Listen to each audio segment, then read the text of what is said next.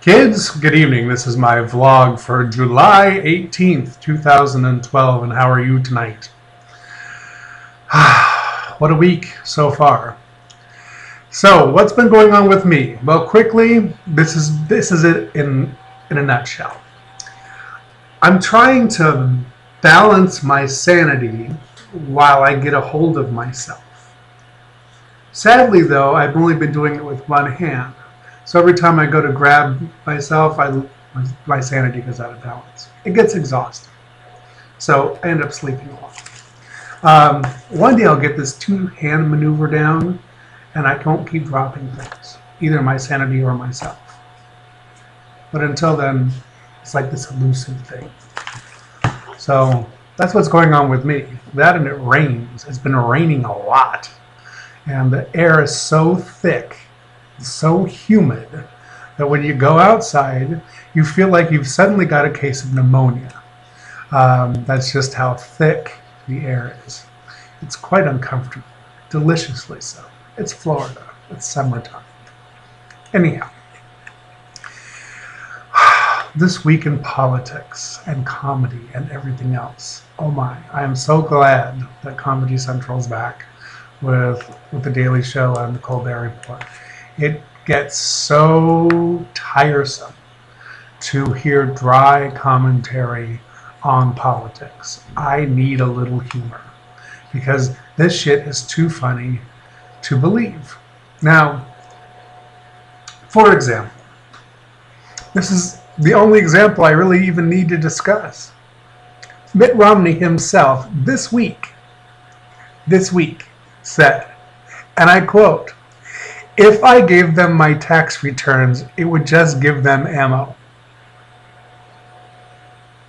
That's all you need to say. He knows he's got a problem, a huge one. He's said it. He actually said those words. If I gave them more tax returns, all it would be is ammo. Can you still vote for somebody like that? If you can, I don't understand how. Makes no sense.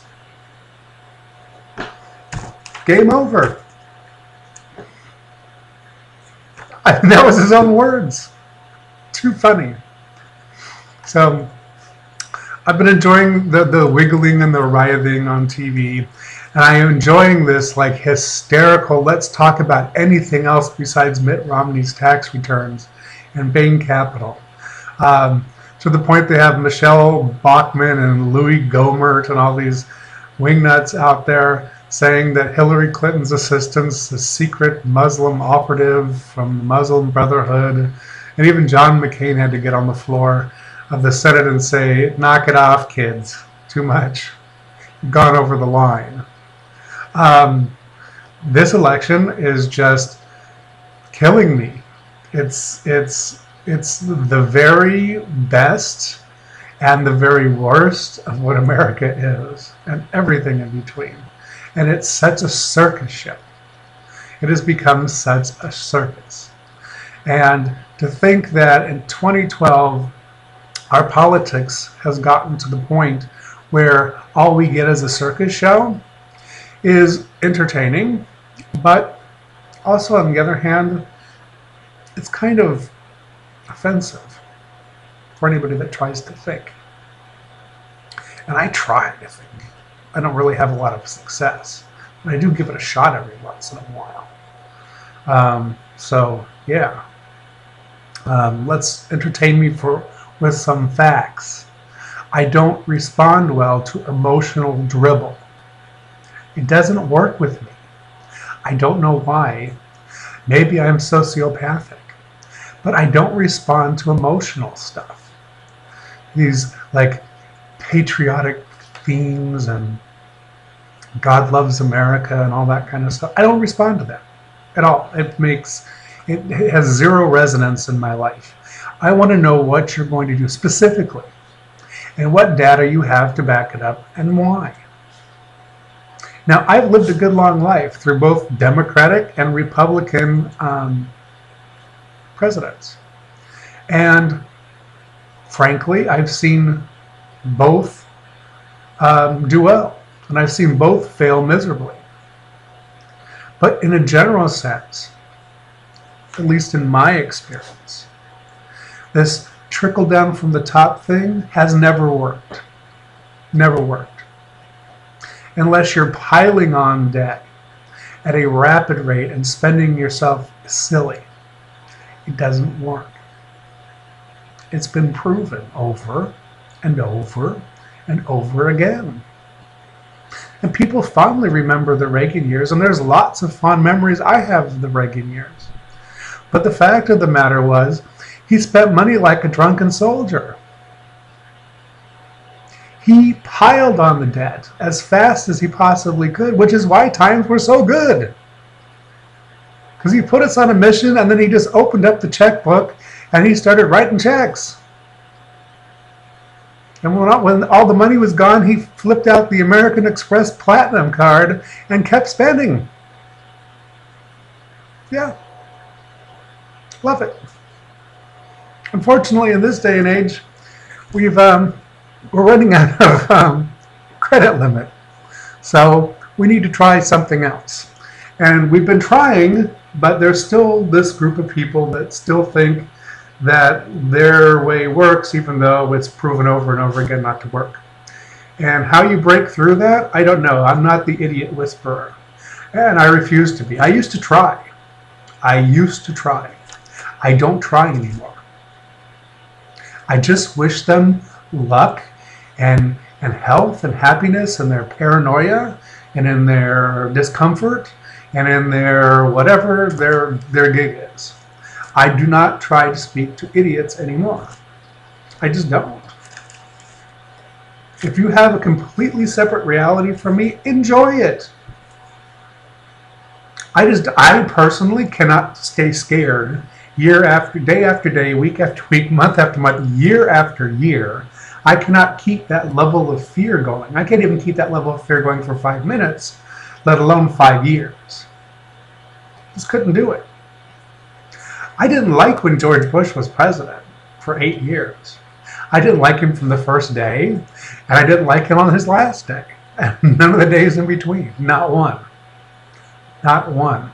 But I didn't hate him. I didn't get all paranoid about him. I just didn't like him. And I just left it at that. I disagree. I didn't have to make up stories about him or turn him into the devil or anything else. I just didn't like him. I didn't like the way he represented the country. But I knew eventually he'd have to go. And 8 years later, he left. And I was happy for that. But I didn't spend 8 years in fear, in panic, in dread. I just waited. I don't understand how people can live in all this paranoia and all this fear all the time of everything. It makes no sense to me. How do you talk to somebody that's panicked? How do you talk to a crowd that's panicked? I think we saw a little bit of that today. Mitt Romney was firing up his base, throwing the red meat at the animals. And then they got off the chain, just like John McCain had that happen to him in the last cycle, where he had to calm that lady down because she was sure that Barack Obama was an Arab. Remember that? Well, today somebody at one of Romney's rah-rah banquets said that Obama was a monster. A monster. Like jumping out under your bed monster. And Romney said, no, he's not a monster. I just don't agree with him. Let's get real. Let's have an adult conversation with adults. Because this emotional stuff doesn't work. Think about it in your own life. I often think about this. Have you ever met somebody and let's say you're out and you meet somebody and there's like this kismet and suddenly you're attracted to them, you like them, you could see a potential for something, and they suddenly just are like, you are the world, you are my future, you are the only one, and I need you right now, right now. And anytime anybody's ever done that to me, this is my response. Well, if I'm all that tonight, right now, then I should be all that tomorrow or the next day or next week or next month or next year. So why don't we wait a few days and let you marinate in me being all that? And if I'm truly all that, then let's get back together and we'll talk about it again. And suddenly, if you don't fall into whatever they want, suddenly then you're not all that, because you wouldn't give yourself up right away. Ever had that happen? I've had that happen a lot of times. I don't buy that flattery. I don't buy that thing that I can suddenly be all that. Because if I'm really truly all that, then I'm going to be all that forever. Not just for 5 minutes or not just for the evening. Being all that for the evening will cost you a couple $100. I can play that game too. If you got a couple $100, I'll be all that for you. Not a problem. And I'll make you never forget it. It'll be that good. Now, the other one is this. Have you ever had somebody in your life that you never met, maybe online, and they're certain, absolutely certain, without ever meeting, that they're in love with you? That they're absolutely in love with you. You've never even had a Skype call with them. Just by your words, your posts, that it's true love. And they need you now. Okay. But when they meet you, suddenly, is it really love? Or is it a new discovery? I once had a marvelous relationship, one of the best of my life, with somebody I met over the internet. And it was a long distance relationship. But seeing them on camera, talking with them, chatting with them, emailing with them, way back in the day, was not the same thing as meeting them. The meeting reality was much different than the online reality. Fortunately for both of us, at that time, the online reality wasn't as good as the in-person reality. The in-person reality was even better. So the relationship worked really well. That can happen. And if you have the patience and the money and the self-confidence, long-distance relationships can work. But it really takes a lot. I really don't encourage it, but for some people it actually works. For me, after a few years, it proved to be a little bit too much. Because I wasn't confident enough with myself at that point in my life. I am now. I wasn't then. I wanted somebody next to me. So, that's what I wanted to talk about today. A couple little different things. Keep it spicy. Speaking of spicy, kids, let me tell you a story before I go. You know my neighbor, the one I don't like, the one I built the spite wall so he can't stare at me, and like he's creepy, and I call him cocksucker, and that's never a nice thing when a gay guy calls you cocksucker, and it's not in a good way.